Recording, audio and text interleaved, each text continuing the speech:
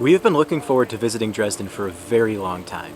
This is a city much like Vienna that just feels so regal. It was home to so many kings and queens, so many royals throughout the years, but this was actually one of the most resilient cities in Europe as well. By far the most catastrophic event here in Dresden was the firebombing raid from the Royal Air Force of Britain. Much like the atomic bomb attacks of Japan, the firebombing of Dresden happened towards the very end of the war, and heartbreakingly, most of the casualties were civilians. The amount of damage that this city took, not just in World War II, but in the 7 Years' War, the Napoleonic Wars, going centuries back in history, every time Dresden has risen from the ashes.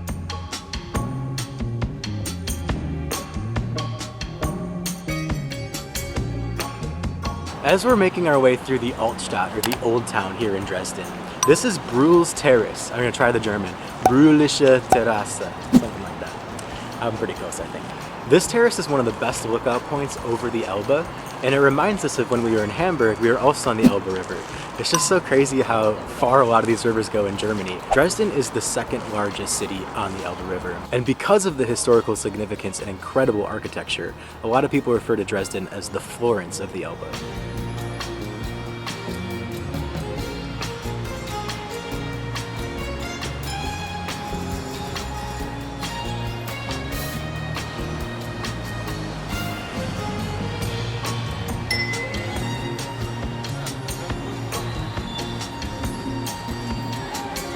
The city of Dresden is renowned for its architecture, but perhaps the crowning jewel of this city is the Frauenkirche, which means Our Lady Church. This is a Protestant church that was built in the 18th century. However, it was completely destroyed during World War II. There was almost nothing left except for rubble. For 50 years, the church was kept in its ruined state as a memorial to those who lost their lives. However, after the reunification of Germany in the 1990s, they decided it would be a good idea to restore it to its former grandeur. And they actually used a lot of the rubble that was still remaining after it was destroyed. Most of the facade looks brand new, but you can see bricks and little parts of the building that were definitely damaged during the war. They tried to keep it as true as possible to the original form. The Frauenkirche is located in one of the main squares of Dresden, and this is actually where one of the largest Christmas markets in the entire country occurs. And I think they have some permanent infrastructure for it because we're looking around and we see a lot of shops and interesting food stands. I think instead of a Christmas market, it's a summer market or a fall market or something. There's a bunch of sunflowers and all these lodgy shops posted up, so let's check it out. I'm really excited that there's something here because we just keep saying one thing we absolutely have to do one day is go to an authentic German Christmas market. And this is the best we're gonna get. I would say this is the one to come to.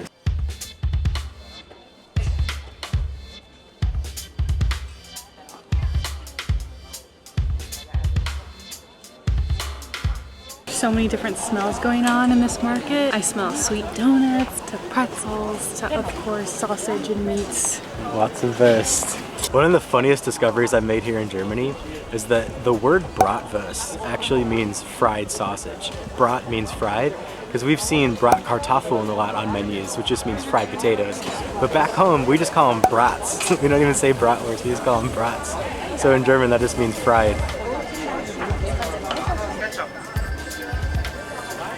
Zweimal Bratwurst bitte und Pommes frites.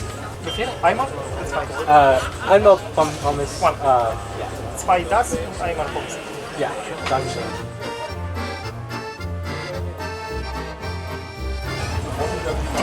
Dankeschön. Das und das. This is the way that Bratwurst is served in Germany, particularly more around the Bavaria region. It comes in kind of just like a dinner roll, so it's not the entire long bun that we're used to in the States. However, the Bratwurst is a really good size. It hangs off of both sides of the dinner roll like that. This is quintessential, especially with the mustard on top. This is how you do Dresden right here. I'm excited.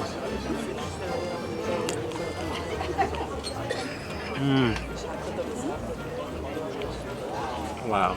Perfectly crispy on the outside, amazing consistency to bite into, and the mustard.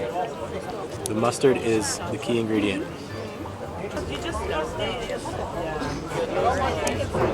We were just coming to see the Frauenkirche. We had no idea what we had in store at this market.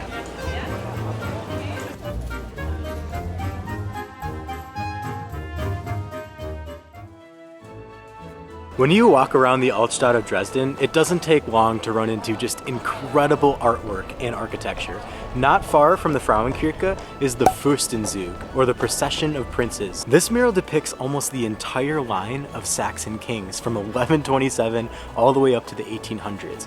It's made with porcelain, and there are estimated to be 23,000 porcelain tiles on this wall. While it's never been officially confirmed, it is believed to be the largest porcelain mural in the entire world. This is something. And it's yet another example of how historically significant the city of Dresden is. Even though Leipzig is larger, Dresden is the capital of Saxony, which is still to this day a German state. And looking at all of the Saxon kings throughout the years of their reigns are even listed as well. So you can literally go all the way from the mid 1100s up until the 1800s on this wall.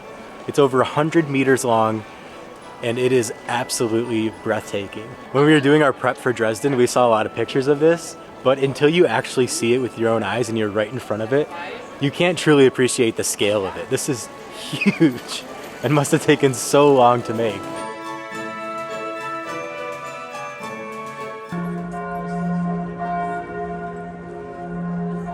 The yellow in this mural really stands out to me.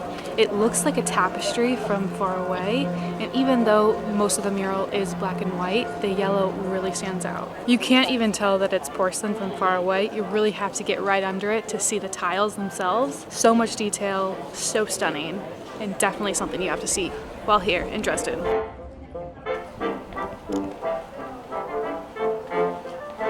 This is a perfect way to walk through all of it, because after you see the Frauenkirche, you kind of walk through the market, you walk down this long row and appreciate the mural, and then the palace is right behind us.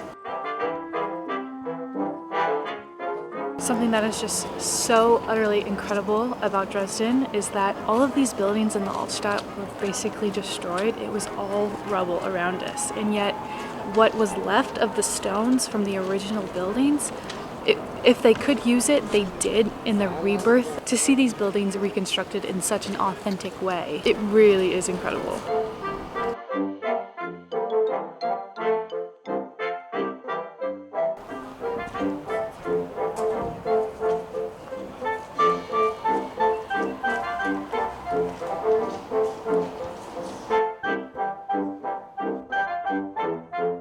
Dresden is just full of this regal feeling architecture because of all the kings and queens that resided here from so many different empires too. This is the Zwinger Palace, and it honestly feels like we're back in Vienna. I mean, this is so crazy, but there's also the fact that everywhere we go, we see burn marks on a lot of these buildings. And it's again because when Dresden was completely almost wiped off the map, it was nothing but rubble. And a lot of this rubble was used to recreate these buildings, which I think is so amazing, to keep that little part of the original piece, and to also make sure that it was reconstructed in a way that was very true to its original form. I think the palace gardens here are under some construction because it looks like they're clearing out a bunch of stuff, but there's a little portion of it that we can see that still looks pretty cool. So it appears like you can walk all the way around the top of the lookouts of the gardens. And it's pretty cool that this is just kind of open to the public. We didn't really have to pay for a ticket or anything. We just walked up this staircase and here we are. And this used to be very exclusive property. And there's no way that citizens could just mosey on in. But it's cool to see that. It's cool to see the access that people have to such a beautiful work of architecture. It's so hard to visualize a world where these palaces were used with kings and queens and monarchies, especially in the US. We just don't have these type of palaces to look back and remember this point in time. But here, in all places, Dresden, Germany has these regal palaces that are tangible. Thank you so much for coming along on our adventure through Dresden today. If you're from this area or if you're from Germany in general and have anything that we missed, I'm sure we missed a lot because we did not have enough time here. drop that in the comment section below. If you have not subscribed to the newsletter, be sure to do that. The link is always in the description. There's absolutely no reason not to subscribe. It's completely free and you'll get a lot more details about our travels. Not enough people are subscribing to that. Go ahead and do that right now. We are approaching 20 countries visited this year. We still have a few more to go, but tomorrow we're adding another one to the list. So it's officially time to say Auf Wiedersehen in Germany. Our second time here this year has been just as enjoyable as our first, even though it was a little bit shorter. We absolutely love this country and can't wait to come back for a third time.